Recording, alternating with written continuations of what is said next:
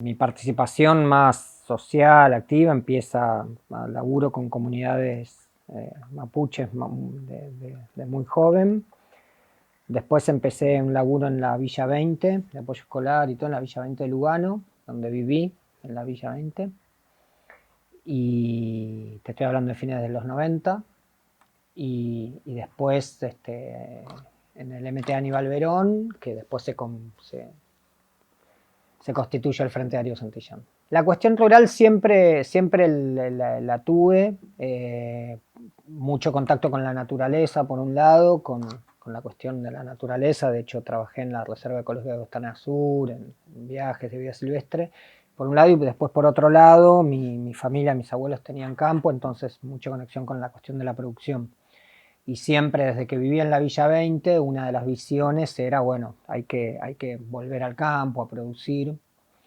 Y, y después cuando empezamos a construir en conjunto con organizaciones campesinas, ahí empecé a ver que era el camino, y empezamos la construcción campesina. Primero en San Vicente y después en una hectárea, con la idea de gente de la ciudad, del pueblo, gente de los sectores populares que puedan volver a producir. Y después, a partir del 2010, arrancamos con la UTT parado sobre el sector productivo hortícola del Gran La Plata. Y ahí empezó el gran laburo, por decirlo de una manera. ¿Y cómo fue ese salto, digamos, de militar el regreso al campo desde las ciudades a directamente organizar a los productores rurales? Fueron dos cosas. Por un lado, siempre estuvo la idea de la construcción de la organización rural campesina con sujeto agrario. Pero bueno, no teníamos vinculación, y una vez en un encuentro, armando un encuentro entre productores desde este laburo en San Vicente, más con gente del barrio que vaya a laburar al campo, ahí tenemos los primeros contactos con algunos productores hortícolas, y ahí empezamos el laburo de ir a conocerlos, ir a visitarlos, y vi la situación de necesidad y ausencia de organización, y dijimos, che, bueno, acá este es el camino. Por un lado había una base social con una necesidad muy grande y desorganizada sobre el sector quintero, y por otro lado el camino de poder dar una pelea fuerte en el marco de la soberanía alimentaria, ¿no? Y vos tenés una muy buena relación con Nacho Levi, si no me Sí, equivoco. sí. Estaba pensando, cuando vos viviste en la Villa 20, ¿fue una decisión política como la de Nacho o terminaste viviendo ahí? No, cuando yo viví en la Villa 20 fue una decisión humana, no política, porque incluso en ese momento no lo entendía, no lo leía como cuestiones políticas, no lo leía con una militancia política, lo vivía como una decisión de vida, de construir al costado de las familias con las cuales yo laburaba todos los días, ¿no? Construía todos los días. Habíamos armado un comedor, y bueno, yo entendía que para poder entender la realidad y poder construir entre iguales, no podía irme a dormir a lo de mis viejos, y después al día siguiente volver. Y fue una decisión de eso, de compromiso de vida. ¿Cuánta gente representa hoy PTT? Y hoy la UTT son más o menos 20.000 familias en 18 provincias, más o menos va creciendo todos los días, así que 20.000 familias en 18 provincias, mucho sector productor hortícola, periurbano, también, bueno, tamberos, campesinos, monte adentro, yerbateros, Misiones, en la Patagonia apicultores, productores de corderos, de lana, muy variado. ¿Y de esas familias cuántas practican la agroecología hoy?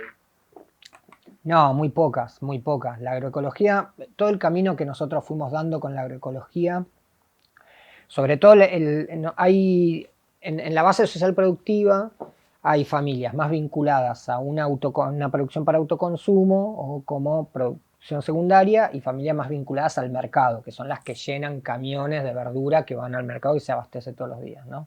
Ahí es donde está el nudo de la producción convencional, con el paquete tecnológico del agroquímico.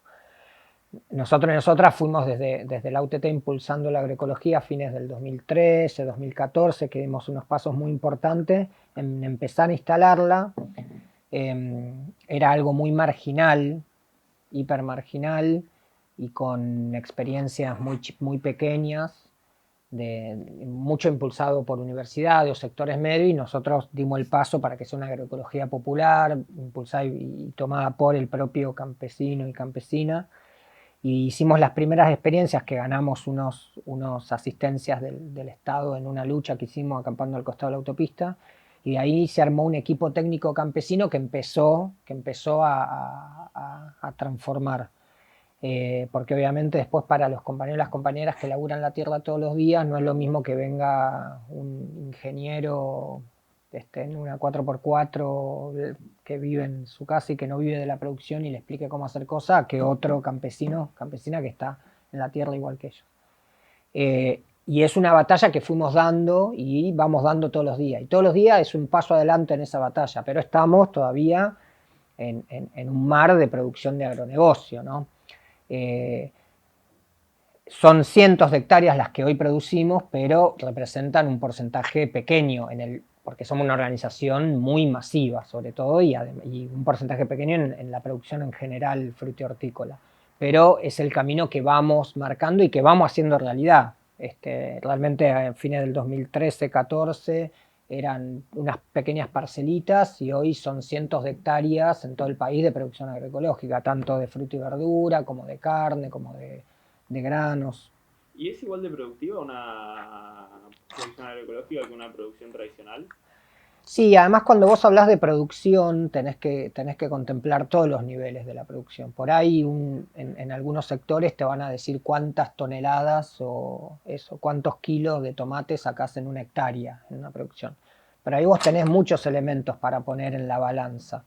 Por un lado la productividad más dura, que puede tener que ver con eso. Después tenés los costos, que está bien, vos sacás tantos kilos de tomate, pero ¿cuánto gastaste? ¿Sí? ¿Cuántos miles de dólares gastaste en tu paquete tecnológico para producir eso y cuánta rentabilidad te dejó? Porque la producción agroecológica es muchísimo más barata, y además a eso le agregás todas las dimensiones de salubridad del suelo, salud humana, ambientales. La ecuación no es solamente cuántos kilos produces, sino cuánto te cuesta producir esos kilos, incluso en rentabilidad. Por un lado, y por otro lado toda la otra dimensión ambiental y de la salud humana, ¿no? Porque por ahí hay mucho que no se tiene en cuenta, pero hay muchos productores que trabajan la tierra después gastando en medicamentos para combatir los males que les generan los pesticidas todos los días. Y para vos... Pero perdón, y cierros. Son rindes altísimos lo de la agroecología. Y sobre todo hablando de fruta y verdura y carnes, hay un falso discurso de parte del agronegocio de que la producción agroecológica tiene muchísimo menos rinde, y eso es mentira. En fruta y verdura eso es mentira. No solo tiene iguales rindes, incluso a veces mejores. ¿Para vos los cultivos transgénicos son compatibles con la agroecología? No, lo transgénico no es compatible con la agroecología de ninguna manera. Es como, no, el cultivo transgénico no es compatible con la agroecología. La discusión ahí de las compatibilidades tiene que ver con los modelos productivos y la necesidad de aumentar las toneladas de producción para el ingreso de dólares, por ejemplo, ¿no? Que es, ¿por qué uno haría, por qué se tiende a avanzar en cultivos transgénicos? Porque eso supuestamente deriva con determinado paquete tecnológico en una mayor productividad que genera muchísima mayor renta, y entonces muchas veces hay políticas públicas que se fijan en esa final renta, en una línea recta, que es una línea recta tecnológica también, dominada por las grandes multinacionales del agro, ¿sí? Y vos tenés líneas, incluso hoy, del Frente de Todos, que están impulsando el trigo transgénico, y que no se entiende todavía que hay un cambio de paradigma, y además necesitamos un cambio de modelo, y no es dicotómico con aumentar la producción y la entrada de dólares. Ahí tiene que ver un poco también el mismo esquema, y son los mismos sectores con la visión del agronegocio, ¿no? pensando en esquemas de producción de maximización para la maximización de dólares, acuerdos por arriba, y donde cuestiones tanto ambientales como de modelos se dejan de lado, y no solamente ambientales y modelos, sino de sujeto productivo y de desarrollo local. Nosotros y nosotras nos opusimos a ese acuerdo fuerte en el esquema de las grandes granjas porcinas, proponiendo un esquema distinto con hasta 5.000 madres, modificando el esquema. Reitero lo mismo que te decía antes, hay una ausencia de visión sustentable de una agricultura alternativa en la política, donde siempre lo que se prioriza es un camino directo y corto a lo que se presenta como una generación de dólares. Por eso, sea trigo transgénico, sean porcinos, sean determinados biocombustibles, sea lo que sea, ¿sí? Y ahí es donde no se entiende que la discusión no es solamente ambiental, porque también hay una falsa discusión que es como generación de renta versus ambientalismo. No, en el medio vos tenés una sustentabilidad del paquete tecnológico y además la posibilidad de generar riquezas, pero con otro modelo. Eso es lo mismo que decíamos antes con el trigo transgénico. Hay una ausencia, hay una falencia, porque también se escucha solamente la campana de determinado sector político que está vinculado a las grandes multinacionales del agro, que son los mismos que dejaron entrar, que promovieron la soja transgénica en los 90. La redistribución de tierras cultivables es lo que nosotros venimos planteando desde que la UTT es la UTT, por eso hoy cuando empezamos la entrevista te dije, una de las mayores luchas con las que nace la organización es la lucha por el acceso a la tierra. Nosotros y nosotras estamos en un país donde la cuestión de la tierra está vetada, la discusión sobre la cuestión de la tierra se vetó porque tenemos una oligarquía muy fuerte, una población urbana muy fuerte, entonces no es que hubo, excepto el grito Alcorta y las ligas agrarias y algunas, no es que hubo un movimiento rural agrario popular fuerte que lo pudo instalar, y donde hubo una disputa de sentido común, incluso en las cabezas de sectores medios rurales, donde la palabra redistribución, reforma agraria es mala palabra también porque no se entiende de qué se habla, ¿sí? Y después con experiencias que bastardean ese concepto. Entonces, siempre lo que nosotras venimos planteando el acceso a la tierra por parte de las familias, como se planteó en el grito Alcorta, allá a principios del 1900 y donde nace la Federación Agraria.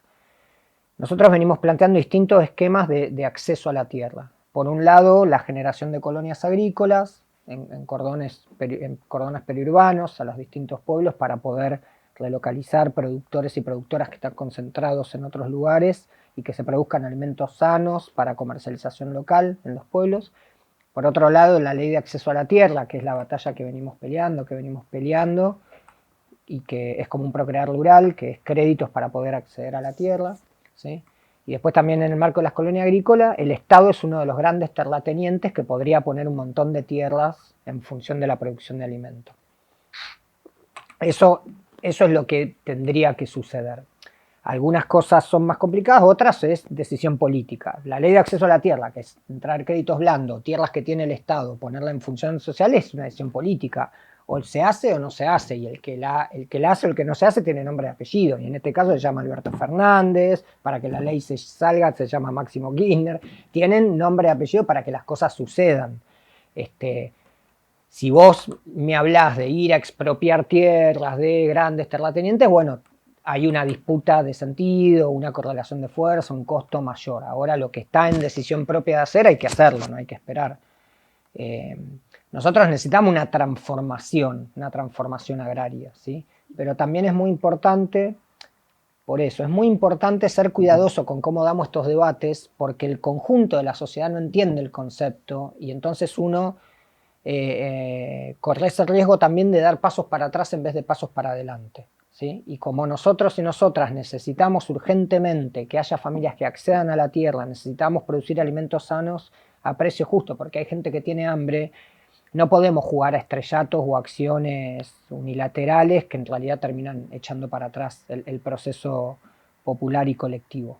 En una sociedad que que mira mucho TN, lee mucho Clarín y no entiende muchas veces los conceptos. Se habla de reforma agraria y tanto mucha gente del barrio como un chacarero piensa que no entiende y piensa que es que alguien va a venir a robarle las tierras. Nosotros planteamos que hay que hacer una transformación agraria. Hay que transformar el paquete tecnológico, hay que transformarlo, hay que democratizar el acceso a la tierra, hay que democratizarlo. ¿Por qué? Porque necesitamos que haya campesinos, que haya pequeños productores, incluso pequeños productores medios, que hoy alquilan 50 hectáreas para hacer soja, que puedan acceder a la tierra propia, mucho más los propios compañeros y compañeras que producen alimento y no son dueños de la tierra en la que vienen a trabajar, ni alquilan, que puedan acceder a eso, y por otro lado, aumentar las hectáreas en producción de alimentos. Por eso, la bandera del acceso a la tierra es bandera fundamental con la que nace la UTT y un eje transversal en toda nuestra lucha hasta el día de hoy. ¿Y por qué no sale la ley? ¿Qué cosas se encuentra? Yo entiendo que no se avanza porque hay cierta dirigencia política que no entiende la importancia de esas transformaciones y que piensa que es algo más dentro del montón y no se entiende por lo mismo que planteaba antes, que hay una dirigencia política que no entiende lo urgente y necesario de hacer una transformación en el modelo productivo y dentro de eso, del acceso a la tierra y además darle el valor de justicia social que tiene que una familia productora que vive en una casilla de madera alquilando la tierra pueda acceder a la tierra propia. Debe ser el primer presidente del Mercado Central con una huipala atrás tuyo. Sí. ¿Cómo te recibieron acá? ¿Y cómo es tu trabajo hasta el día de hoy? En el Mercado Central arrancamos el 24 de marzo del 2020, mira qué fecha. Justo había arrancado empezaba la pandemia, había arrancado la cuarentena hace unos días, así que fue una gestión muy cruzada por todo eso, ¿no?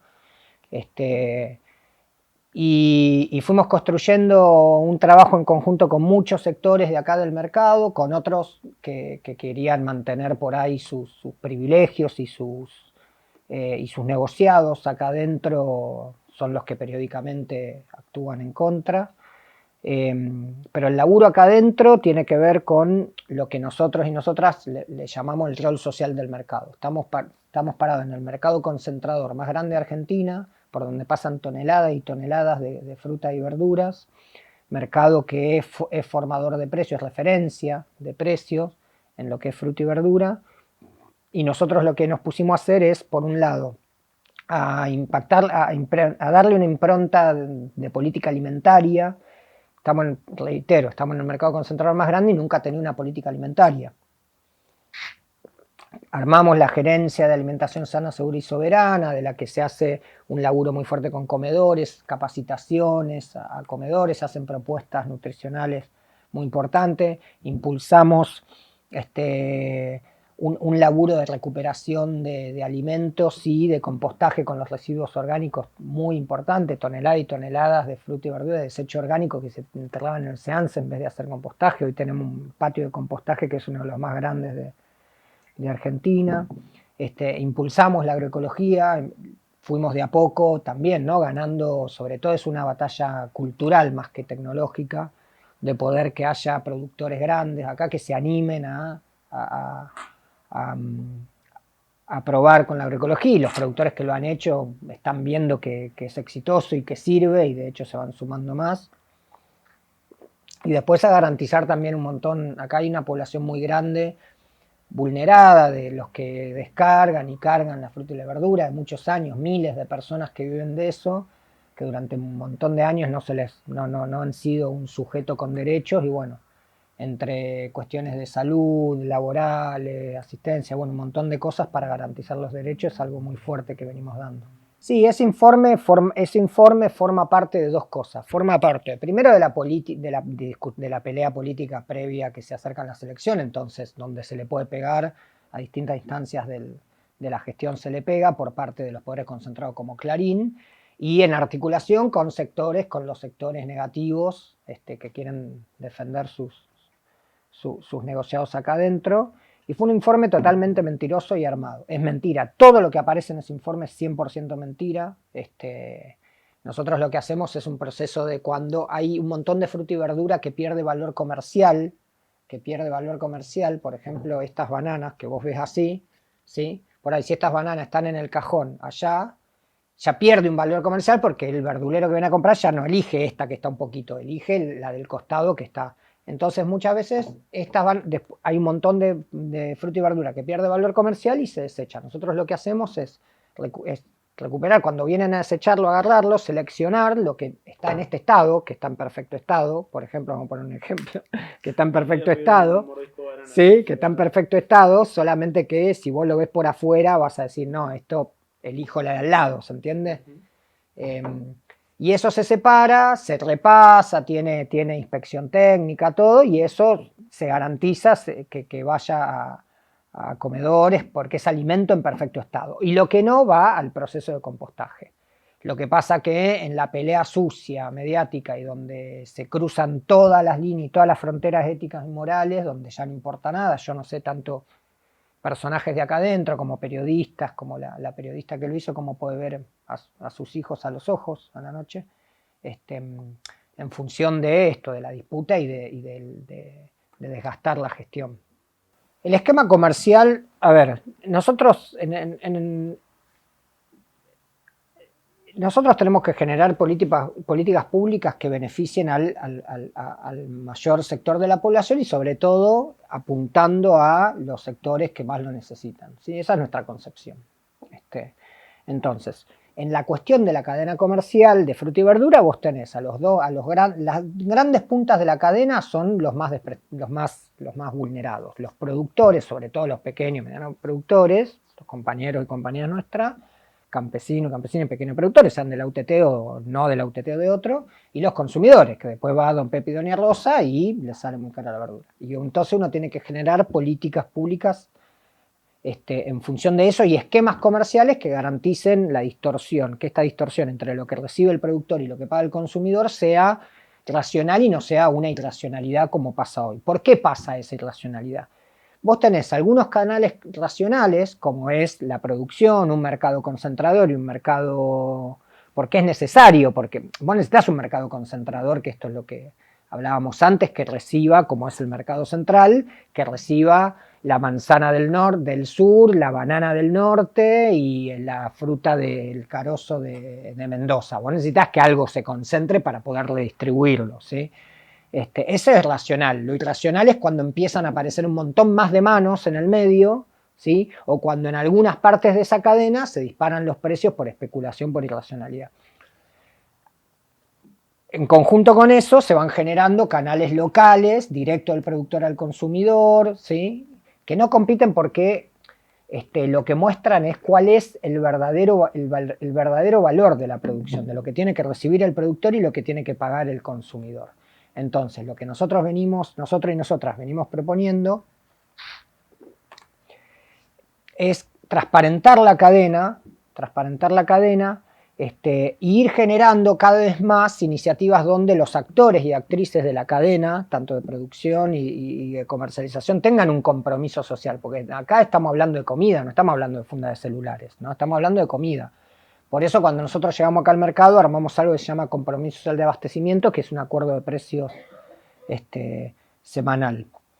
Y cuando nosotros vemos también todo eso y decimos, bueno, ¿cómo podemos garantizar alimento sano a precio justo para el pueblo? Bueno, en lo que es fruta y verdura, además de ver la cadena comercial, tenés que ver mucho más para atrás. Por esto ahí nosotros hablábamos de una producción calzada al dólar, que todo esto lo expliqué poco, pero una producción calzada al dólar por los insumos.